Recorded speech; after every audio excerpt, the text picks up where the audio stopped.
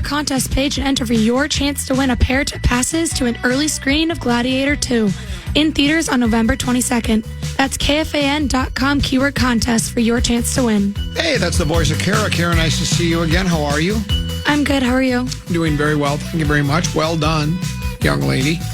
10 B, another text message for you. By the way, we're broadcasting live from our 651 Carpets Plus Studios. 651 Carpets, home of the next day install. 10 B, congratulations on your Mustangs on continued to advance in the 6A state football tournament. They are now in the quarterfinals. Yes. So there you go. Here's your congratulations. Go MB. 10 B, congratulations on a high temperature of 58 degrees in the Twin Cities today. You're getting a lot of congratulations for a lot of things. You are a weather person here at the Fan, at least during the Grum. Wow, Tana, nothing like selling out your old school. Maybe you and Zimmer should have a pity party getaway at his ranch. I was kind of stunned. I was taken aback by you basically saying, even though Tino Grace gave you your high school education, but they didn't actually give it to you. You had to pay a lot of money. But that you would just turn your, I don't care anymore. You're done with them. It's kind of sad, really. Yeah, I just care more about my kids than myself. Well, yeah. Is the route I'm going. I guess. I mean, I got kicked out of Coon Rapids High School, and I still root for the Cards, especially when you were their hockey coach. I was a big Cardinals fan. Still am. And I'm a Forest Lake Rangers guy, too. Now, when it came down to Eastridge playing Forest Lake and baby brother Peter was playing hoops, I was rooting for Eastridge. Got to admit, I mean, he's flesh and blood. But I still like, for instance, the Rangers football team got off to a real nice start this year. I was pulling for my former club. So I still have a little love for where I went to school. Here's another. Congratulations to Kara for doing a great job. So a lot of people are sending out congratulations here on the Common Man program. We're tap dancing until the head coach of the soon-to-be big game world champion Minnesota Vikings addresses the media after it was a workmanlike performance. It was an odd game. It wasn't the most entertaining game in the world. I never really felt Tennessee. Did you ever have the feeling, wow, this game? I mean, I'm not saying the Vikings couldn't have lost. It was 7-0 at the end of the first half, but, it just never felt like the Colts were in a position to put the hammer down. I missed the Addison touchdown. I fell asleep on the couch. I woke up at 7-7. So I had to check to see how they scored. I had to go on my handheld, which doubles as a communication device, to see it. Then I was able to stay up the rest of the game. But I never felt like the Vikings were in danger of losing that game. I don't know if you felt the same way. I mean, it obviously could have happened, but they just offensively, they really had nothing to offer the entire game. I mean, you could say that. Well, you did. Darnold, he created more points for the Colts than the Colts created for the Colts, and they're the Colts, right? I mean, Flacco didn't put any points on the board in that 7-0 first half. That was because of the strip sack. So. If you just look at the Vikings defense, first 7 points was on Darnold. Yep.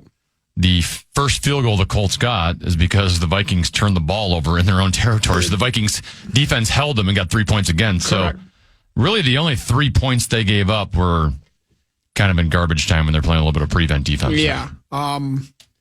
Hitman came up with 2 really nice plays, too, last night, though, on consecutive downs, 3rd and 4th down, right? When, the Colts were, at that point, I guess I take that back. At that point of the game, you were thinking maybe the Colts are going to steal one here because they got the ball back and they were driving down the field. And then Hitman came up with 2 really nice plays separating receiver from football on both occasions. And real timely. The defense is, they're legit, Tennessee. They now I know that Detroit seemed to solve the riddle of B-Flow's defense, particularly in the second quarter of the game over at the bank a few weeks back. And then the Rams also, once they got Puka Nacua back and Cooper Kupp, I'm just telling you, man, Stafford can still flat out play football. Did you see that comeback last night against Seattle? I made a matter of fact, I texted during the game because remember when Florio threw out, look for the Vikings to trade for Matt Stafford.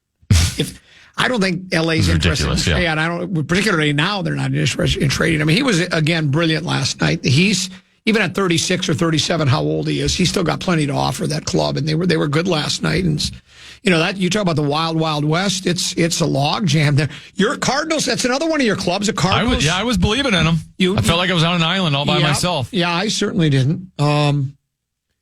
Congratulations, Common, on not getting a speeding ticket in Iowa when driving home from Lincoln. I appreciate that. I almost got one last time I was there. Congratulations on your Trump impression, Common. Thank you. You're being referred to now as not Benedict Arnold, but Tenedict Arnold. Tenedict Arnold turning on your high school team. I'm going to turn it against them. It almost seems like you were. I would still cheer for them versus anyone else, but it's just not my number one love anymore. Yeah. You have too many lovers, apparently. This one says 50 ways to leave your lover. Where'd it go? There was a text message regarding Darnold. It says, why does it seem to be open season on Darnold's head? Well, there have been 2 hits that have been the face mask that the ref claims he didn't see. Everybody else says he did. I tended to trust what the official said. But anyways, there was the face mask that should have been called. I don't know if it makes a difference in the game. I guess we'll never know. And last night, somebody sent a text, and this is what makes the most sense to me. To the letter of the law, that's hitting a defenseless player, right? And they did throw the flag, and they picked it back up. And like the text messenger said, he goes, I don't mind if they don't call that, but when you did, how do you pick the flag up on that? Because it was obviously got hit in that. I don't know. Well, the pool reporter asked the referee yesterday, and the explanation was, at first they thought it was a potential face mask, then after discussing it, they thought it was just the shoulder. Okay. The one last night, we have the availability as fans to watch the thing on replay multiple times. You see the slow motion replay, right? And then it's like, well, how does the ref miss that? How does he not call that? Live, I didn't notice a shot to the head, right? I just noticed a hard tackle. Correct. So I can understand why that one wasn't called last night, because the football's fast. There's guys coming in to tackle. It's hard to exactly know if he's hitting you in the face mask area there.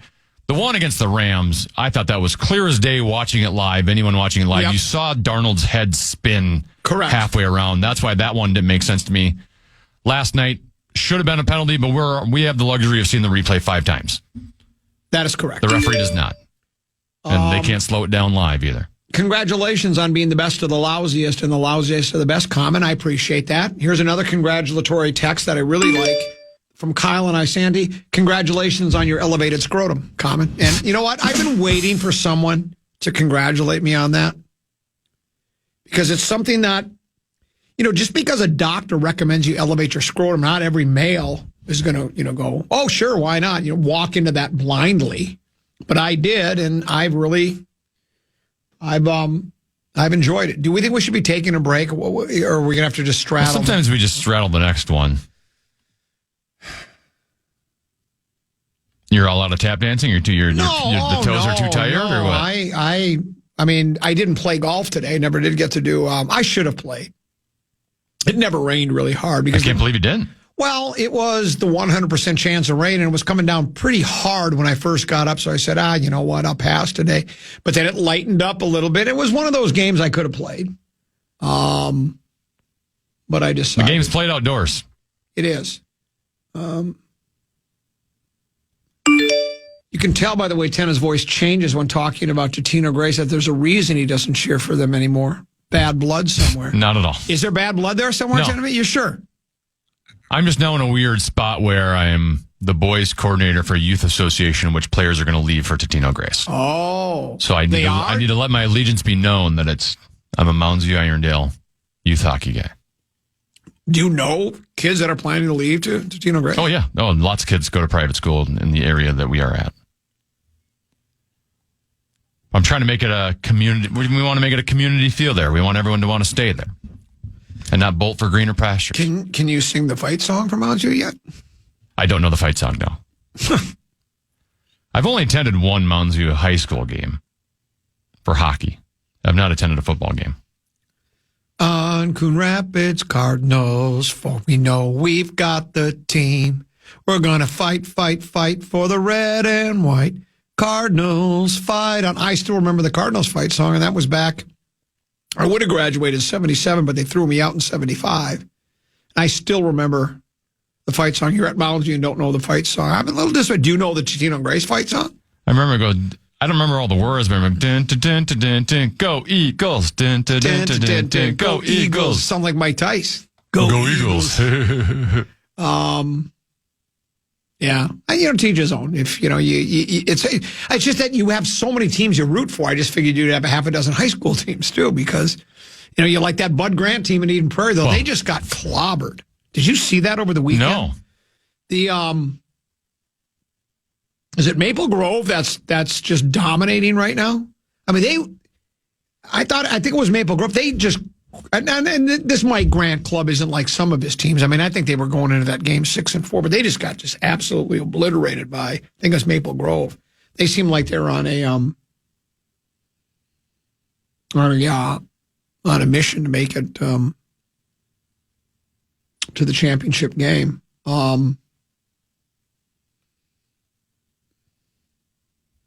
If we want to do some tap dancing now, I can give you the keyword. Yeah, let's go ahead and do that. The keyword right now. Yeah, the fan and 2 men in a junk truck. Why does the coach do this to us? Yeah, the presser's at 1 o'clock. Once you start at 1 o'clock. The fan and 2 men in a junk truck want to give you a shot to put $1,000 in your hand with our national cash contest. You can enter the keyword check at KFAN.com now for your shot at winning. That keyword is check. You can enter it now at KFAN.com. I thought that was going to take longer. So obviously the keyword contest is a contest that iHeartRadio puts on, iHeartMedia. I understand. We give away $1,000 every hour. We've had winners of the Listen to the Comment program have won thousands of dollars. You don't have to explain it to me. I understand it. I've used this example before. Last night the kickoff was 7:20. Was the coach 10 minutes, 20 minutes late for kickoff? The team was there on time, weren't they? But the news conference, I don't know what's taking him so long. Other than there's probably some... It wasn't a clean game last night. It wasn't like those first 5 weeks of the season had. They were so decisive, those victories tend to be, and it seemed offense, defense, special teams, everybody was contributing, that I went ahead and made 6 tee times down in Louisiana for the big game. That's insane. I didn't even think about this until somebody texted me this last night, and I tweeted it last night to me. The Vikings hadn't won a game in 27 days going into last night's game because of the bye week, and then they had an extended period of time after the Thursday night. They had 27 days before they had almost a month between wins. That's a long time not to be in the win column. No! In football, obviously, it's only once a week. It's not like in the NBA. Speaking of the NBA, here's one. Common congratulations on remembering the Coon Rapids fight song. Here's another one. Congratulations on another week for Jim Rockford. He solved every case. Congratulations, Common, on your Flop, Sweat, and Tears farewell tour, and this time we mean it. Wednesday night, should I set aside a table for you, Tennessee? Would you like to be there at the Mudroom? What time is that Wednesday night? Well, I think the doors are going to open at 5:30 or 6, and then show's going to be at 7 o'clock. Oh, yeah, that's too bad. I've got plans at 7 o'clock. I figured you did socks. Really, from 5:30 all the way up until 10 o'clock that night. Socks to sort. Yeah. Paint to watch, dry to boiling hot vat of asphalt. We'll be at the Mudroom, which is right below Lucky's in Mendota, not Mendota Heights, but in Mendota. Sauce and I and. Starting at 7 o'clock, and then on Friday night, I'll be giving away tickets for this later this week. We have a dinner show at the River Oaks Golf Course in Cottage Grove. So we have that show coming up. That's this Friday. So we have a Wednesday show, a Friday show. Then the following Friday, we're taking our act up north. We're going to be at Rockwoods in Otsego we'll give away tickets for that for 2 shows. That's a dinner show. and then a cocktail show. We should have broke 5 minutes ago. Yeah, I know. And I don't know why. It's very disappointing. Well, why would they say, so now what do we do? The second we go to break, then we'll miss the first 4 or 5 minutes is always the most important information anyway. Yeah. Common, why is there a difference between Aaron Jones' stiff arm and a hands to the face in other circumstances? I'm on the fence about this team. They're basically a 2-point conversion from a regulation tie with the Kitties. I think the Lions are the better team and deserve that win. Made 2 more plays than the Vikes. Vikes may not have come back to tie the Rams. Maybe not. He also goes on to say, so 2 losses to legit teams, but are they good enough to go on the road and beat the Kitties, Ravens, or Chiefs in the big game? No, but they are a very good club. What do you think, me boy? Yeah, I have a hard time believing right now that, as we speak, that if the playoffs were to begin today, that the Purple's going to make a deep run. I still think they need to clean a few things up, but Tennessee, you and I have talked about this forever. Each game is a crossword puzzle. They took care of it. It wasn't a real pretty game yesterday. It was rather sloppy at points. Darnold had his moments where he threw a couple of bad balls, but they won the game. So more power to them. I do wonder. I think we should just go to break. So let's go to break. We'll go to break. We'll come back, and then hopefully the coach. We can't do this forever. Yeah, let's do it. Let's take a break. Well, we'll come back. Hopefully we'll hear from the head coach next on The Fan. The Fan.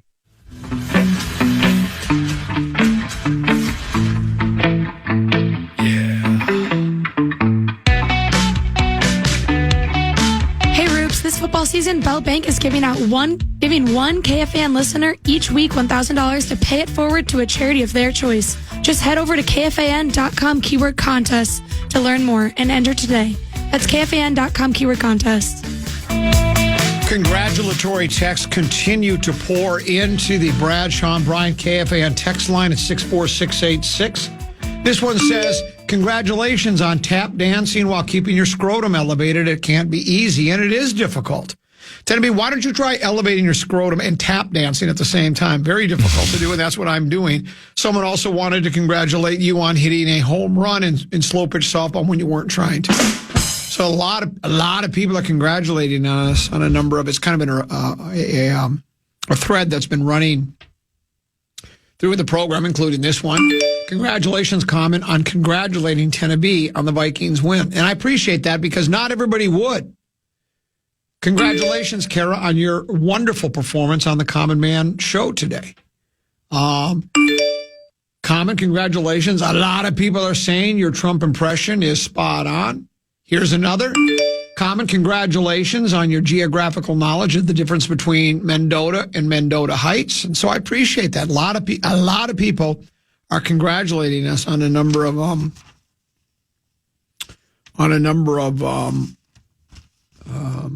accomplishments that Tennessee and I and Kara have done here in the last sometimes it's years. I don't know how long ago it was when you played that slow pitch softball game, but it's been a long, long time.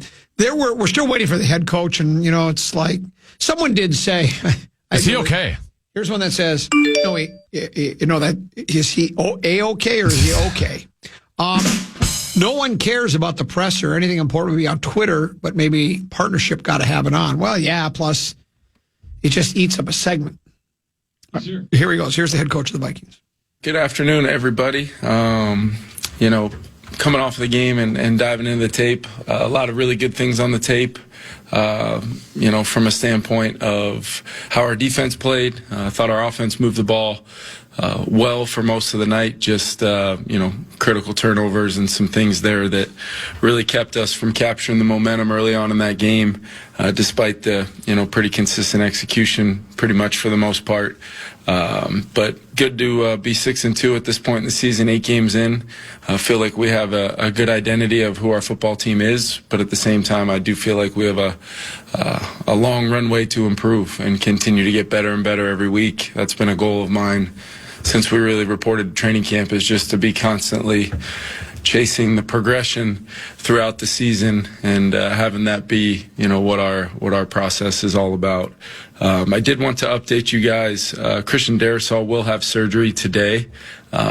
I will make sure we get a little bit later on today, a little bit all the details of that surgery.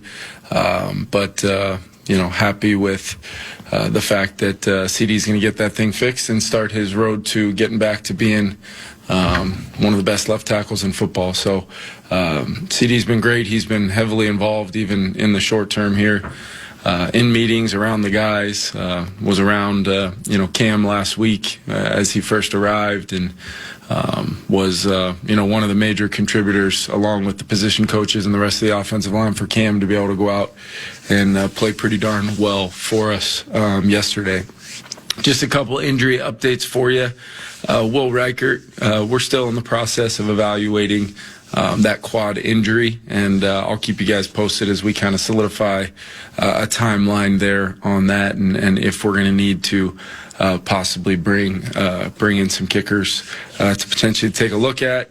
And then Andrew DePaula had a hand injury that will require a procedure, and to allow that thing to heal up probably is looking like a short-term IR candidate, which will need to potentially have a long snapper in the building. So we'll keep you guys posted on all of those things. But with that, I'll turn it over to you. Do you have any long snappers on your Is team right wearing now women's that can fill underwear that part void? of your Does training? anybody practice that outside of? We do have a couple guys, but I'm sure if we, asked for volunteers, we'd have a few hands go up in the room, but we'll probably look to solidify it with something a little bit more sustainable than that, for the short term here. Yeah, Kevin, so you guys bringing in kickers and long snappers for tryouts here? Yeah, still working through it, but it's looking that way. I don't want to get too far out in front of things before I kind of know exactly the route we're going to go, but definitely something that we're considering right now. Just how tough is, to hear about that injury for Will, given the season that he started out with? Yeah, it's something where you would love to, have him just continue on just the fabulous trajectory he's been on really since he arrived here. These things kind of come up, and we'll go through the process here, making sure we put together the best plan so we have him full and doing what he was doing all season long, up until really last night. Kevin, is short-term IR something you'd be concerned about for Bill at all? It's something that, it's all based upon the timeline. Once that's determined, I think we got to do what's best for the team, but not in a place right now to have any sort of clarity on that. At least right now, as the week progresses, maybe we'll get more clarity on that. I imagine we will, and we'll keep you guys posted. Kevin, was it your understanding that injury affected his kicks last night? Yeah, I know it was an injury sustained last night. Don't know whether it was a swing on a kickoff or one of the kicks, but yeah, with how he's performed up until this point, I would imagine that was a contributing factor in him missing a couple kicks, but he did. He toughed it out and was able to still put the ball in the end zone on some kickoffs and make some extra points. So tough dude and loves being out there with his teammates. And as you guys know and can tell, his teammates absolutely love him. So like I said, we'll go through that process, and we'll need Will Reichert back as soon as we can possibly have him. You were a 13-win team just a couple of years ago. Are there any commonalities or similar feelings to this team and that team? That's a good question. I think for the most part, what I would say is each team is, every year it seems like you want to build not a new identity, but you want to allow a natural identity to take place with the guys you have, the type of players you have in all three phases, and then what's the emphasis? What am I trying to build with our coaching staff, with our players, building it together to make sure this year's version of our team can reach what our potential is going to be, all while overcoming some temporary short-term results, adversity, or the ebbs and flows of injuries throughout an NFL season. We want to be able to withstand both and continue to improve. I do like the makeup of our team this year. I think we've got guys that just go back to work really buy into and live the one day at a time mentality, and just trying to have the best possible days of preparation, knowing that it's helped us get to a 6-2 point, all while knowing we can improve and keep getting better, keep coming together, gelling, in all three phases. And I still think, that performance in all three phases for 4 quarters is out there, like it is for many teams in the NFL. As you progress through the season, you're still just trying to put it together week in and week out with a lot of confidence for sure. But, we're going to keep pushing and keep straining every single day to try to get better. But as of right now, I think the thing I love the most about this team is just the makeup of our locker room. I think we're a talented team, and I think we're capable of accomplishing a lot, but all while knowing we've got to go to work every single day to make it happen, because that's what this league is all about. Kevin, what did you think of Dallas Turner's production in the second half? Yeah, I thought there were some real flashes in the pass rush and just the activity, solid in the run game. We wanted to make sure he was a little bit more involved in the game, and he showed up. And I thought it was a performance that I was not surprised by, and kind of had been telling you guys, as we move forward here and based upon game plans and things like that. But I thought it was a real great step in the right direction for Dallas, and one that I think he'll build on. It's still early on in his career, and he's learning and getting better every single day, but talented player, athletic. It shows up when you turn on the tape. Kevin, the referee said last night that he did not see any forcible contact to Sam's head, and we've seen this a couple times now. Yeah. Or do you, on a week-to-week basis, are you confident that the NFL is protecting him and quarterbacks the way they should? Yeah, it's part of my conversation, especially recently. In the 90-minute meetings leading into games, I'll continue to seek as much clarity so that I know how to coach our team and our players. I know what the rule is. I know what the language of the rule is, and my opinion of what took place last night on that play, or maybe a play previously 10 days before that, really does not matter. I'm learning that very quickly.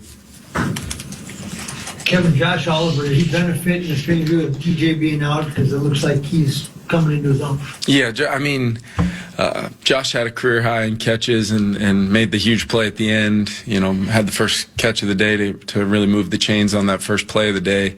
But what Josh does that sometimes is not seen enough is his role in the run game and pass pro, the physicality he brings to our offense, and he's got the ability to impact the pass game. Big, moves well, great catch radius, and I think it was great to have TJ back out there. But the best thing was having that collection of 3 guys with TJ, Josh, and Johnny, the versatility that they could bring, and then that feeling in the fourth quarter when we could, whether it was 21 personnel with Josh and CJ, Josh and Johnny out there, TJ and Josh, whatever it was, we got fresh bodies that can go really handle the edge and allow our run game, considering the type of combinations we were getting inside in the run game against 2 really, really good interior players.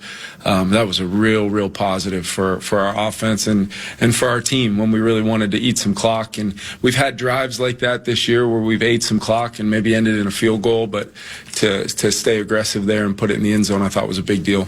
On those run plays or game, how impactful was Cam Akers? What was it, 16 snaps? The 16 snaps he played? Yeah, I think, we wanted to see, and I think we talked about it last week a little bit, just about Cam's role, and we definitely want to make sure we keep Aaron as our starting back, as healthy and as impactful as he's been, and to have a guy like Cam and Ty, for that matter, we're still going to see Ty Chandler in the mix as well. It was really just kind of a situation where Cam gets off to a hot start. We were able to kind of stack some runs on top of each other, made some really, really good cuts. He does know kind of the origin of a lot of the things at the base level of our offense from a standpoint of tracks and reads and where maybe some balls may hit versus some fronts or movement or things like that from his time previously with LA. That's what made him somebody that I've always wanted to pursue to get here, because I think he's a guy that can, watch the game and see how we're being defended, see how certain runs are kind of looking either on the tablet or in real time, and then he goes out there and he can adjust on the fly. Because with the run game, you guys know this, it's, I think we had 33 rush attempts last night. So much of that is capitalizing and just being efficient. Even if it's a 3-4 yard run against fronts like that, sometimes you have to have those kind of messy, dirty runs to then hit the earned first down chunks, or lean on them a little bit, or maybe take some of the sting of that rush out so you can try to get the ball downfield. Gus does a good job mixing in some edge pressures that you really it's hard to get a beat on when it's coming, and had a plan for it, and really, a couple times they were able to still get us with some of that, either, defeating blocks or whatever they did, and that's what a good front's going to do. But I thought Cam's impact was one that not only gave Aaron a breather so then he could be strong down the stretch, but was just impactful as just a guy stepping into the huddle. Kevin, Sam brought up the idea last night that it was very clear to him that you guys were getting in and out of the huddle quickly, getting the line quickly, and minimizing pre-snap stuff. Like, what do you sort of attribute that to last night? I think it's a few things. I think our guys, with a full week of practice, coming off of our last game, we really wanted to emphasize it. We did some things adjusting practice just to make sure we were under a little bit more. If we normally break the huddle and set the play clock at 15 or 18, whatever it was, we were trying to shrink that number down a little bit just to put that added layer, all well, putting a little stress on Cam Robinson to, in his first couple practices, to be working off of that same kind of setup. So I thought the guys handled it throughout the practice week. We did, some things specifically on some of the weightier downs where we maybe weren't as, exotic with our formations. We still had, as you guys saw, some good motion to kind of activate some leverages and try to get guys some free runs at the defense. So we're still going to do those things, but it's all about the urgency in and out of the huddle. I can get Sam the wristband number or the play call in as fast as possible, but we still need to, have the clarity of the play call, and then guys breaking the huddle, knowing exactly what to do, where to go. And I thought our guys were in total ownership of the plan, reflection of the coaches and the players, and it's something we've got to continue. And I think as we play more and more, Kevin, I think Sam's just I thought he did a great job in the last drive. I mean, we were kind of snapping those off right at about 1 on most of those plays. He was taking them down. It didn't feel at all stressful to him to manage a couple different sequences in that game, the 2-minute at the end of the half, to be able to double up with the potential field goal op and then score the touchdown to start the second half. So just really good from a standpoint. I thought he threw the ball great. I thought he commanded the offense at a really high level, and I thought the other 10 guys, no matter who was in there, responded to that. And it always starts with me. I gotta, be really good about, moving on from a previous play. Sometimes I get carried away with either the officials or, trying to make sure, what happens on the previous play, we've got to move on. Sometimes it's, you're talking about maybe getting a measurement. Sometimes they adjust from the replay assist adjusts from could be second and inches, and you're thinking about a play, and then they tell you it's a 1st and 10, but that play clock's going to go to 25 and they're going to roll it. So there's sequences in the game a lot of times after some big yardage where we just got to go. We just got to go with pace and tempo, trust in what we're doing, and just it's all about the next play. And if we had great execution, wonderful. If we did not, we got to get back on track and we got to overcome it. And I thought there were some examples of that. And then there were some other times where a negative play, kind of stopped us from kind of continuing our momentum of great averages per play. We got the play count up, which I thought was big, in the low to mid 70s. That's a credit to our defense getting off the field. That's our guys sustaining, even though we were, had the red zone turnover or, had the the 2 turnovers and then the fumble, 3 turnovers. All of those things kind of took place when we had at least possessed the football, gotten a couple first downs, and moved it. So that was a real positive. Kevin, you mentioned last night your confidence in Sam. Yeah.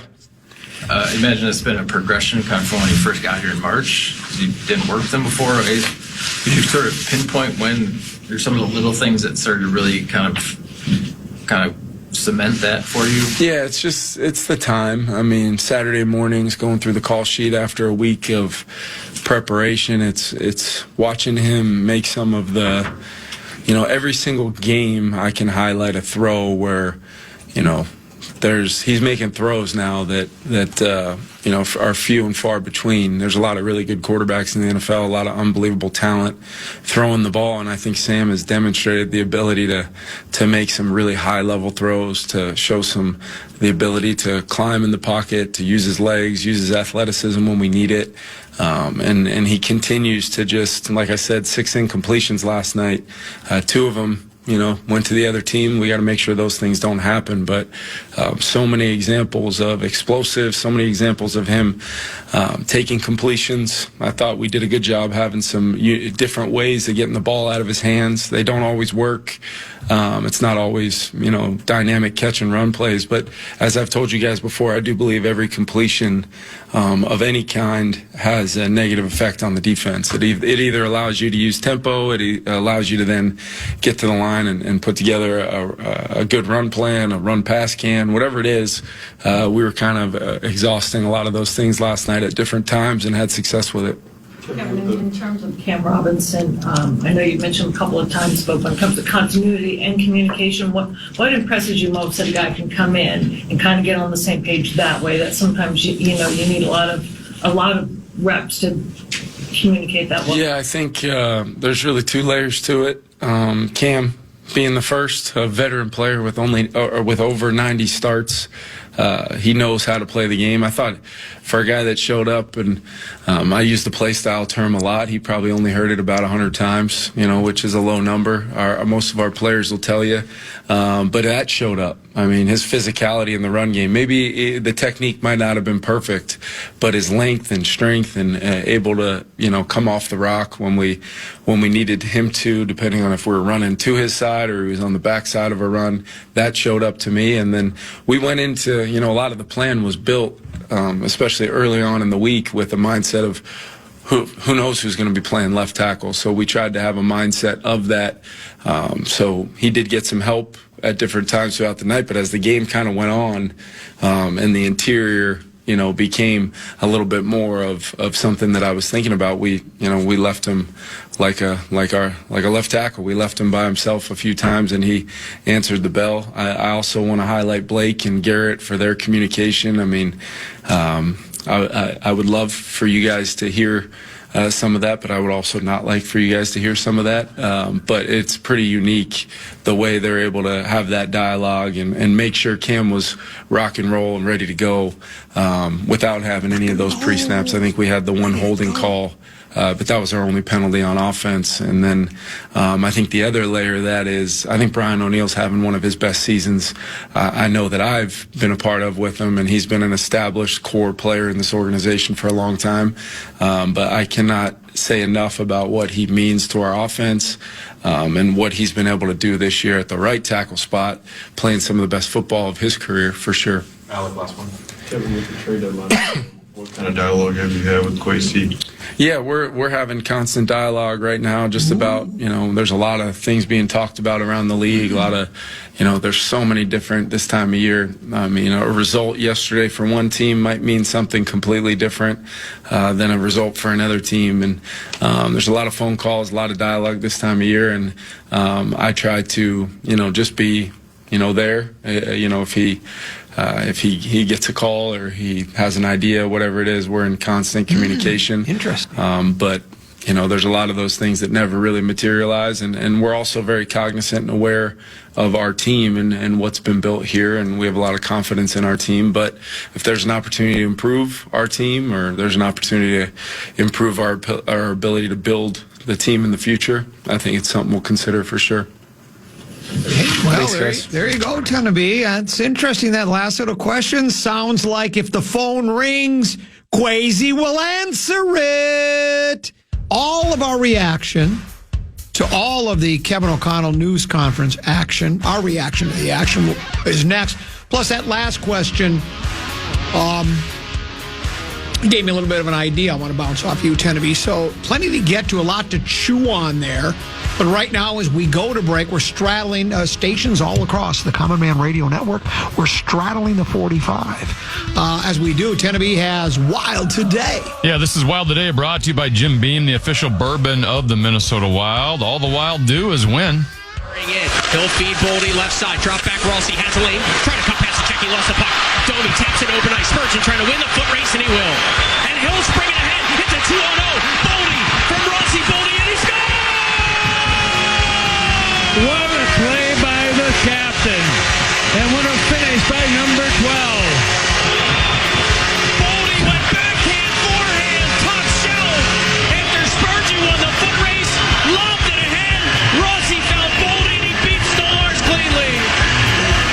Matt Boldy scored the game-winning goal in overtime as the Wild took down Toronto 2-1 last night at the X. Ryan Hartman scored the other Wild goal. Jared Spurgeon assisted on both of the goals. Philip Gustafson stopped 27 and 28 shots as he improved to 6-1-1 in the season. The Wild are now 8-1-2, and their 18 points are third most in the NHL. Wild finish off their 3-game homestand tomorrow night when they host the Los Angeles Kings. That was Wild Today, brought to you by Jim Beam, a crowd pleaser since 1795.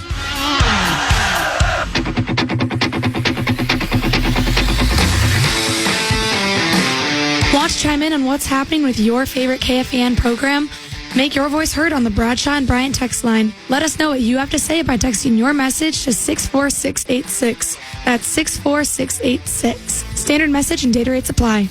We call this a Paul Allen segment. It's going to be like about a minute and a half. Sometimes his clock manager. You're going to walk out? Yeah. Well, no. That would actually be a Paul Allen segment. I think a lot of the shows aren't real good at clock managers. No, can I just say this? It's really nothing to hang your hat on. It's not that big of a deal, but nobody runs a clock better than we do. The only reason we're off today is because we're at the whim and fancy of the head coach of the soon-to-be big game world champion Minnesota Vikings. But otherwise, you and I are coachable. Yeah, when you start playing music, I know I got to get out of the break. Or out of the segment and go to break. Sometimes I talk a little bit too much, but usually I get out on time. We try to hit the breaks at the proper time. We have a very short one here. This is the congratulatory text message segment. We've been receiving a lot of them today. This one says, me boy, congratulations on one of the best tap dancing performances ever. A lot of people are saying it's the best tap dancing performance since the days of Fred Astaire, Gregory Hines, or even Gene Kelly. Congratulations. Here's another one. Congratulations to Teneby for coming up with an excuse to skip Flop, Sweat, and Tears. And that was quick, Johnny, on the spot. It was perfect for you. Here's another one. Congratulations, Common, for beating another bit into the ground. I appreciate that. We have done a good job of it. And then there's this one. Congratulations, Kara, on not playing any music on your phone during the Grum so far. And we do appreciate that because it was last week that you were listening to music. Can I just say something? When you're in there, you should kind of sort of pay attention to the show instead of listening to music. I know it may not, the Grum's probably really not your cup of tea. It's really not your favorite show on the Fan, or maybe it's just the only time she was available during the day. Yeah, right. Yeah. So you come in. It's not like she picked this show. Yeah, right. And so, but I appreciate you not listening to your music. So you're welcome. No, I thought you were going to defend yourself because. Oh, I wasn't listening to music. So. No, you weren't. Okay, very good. So think about this, Teneby. She was in there working, and you dragged her out of there. I dragged her out of there just so that I could give her the congratulatory text. Well, I thought that's the best one we've had so far. Congratulations, Kara, not playing any music on your phone so far during the Common Man. I always love that one. Now, if you want to go back to your work, you can. Or you can stay and hang out if you want. It's up to you. You would do whatever you want to do. I know that you're... Well, she can listen to music in the other room, so she'll probably go over there. That's exactly right. She can do that. So, should we break now and then come back? Sure. So I do want to talk about a couple of things, because what the coach said about... they asked about the trading deadline. I said, well, phone rings, we'll answer it, is basically what he said. Got a question for you about the trade deadline, Teneby. And then there were also a couple of off-field, off-court, off-air incidents involving a couple of sports personalities that I think raised some interesting issues. We'll get to those and other topics. Common Man program here on the Fan.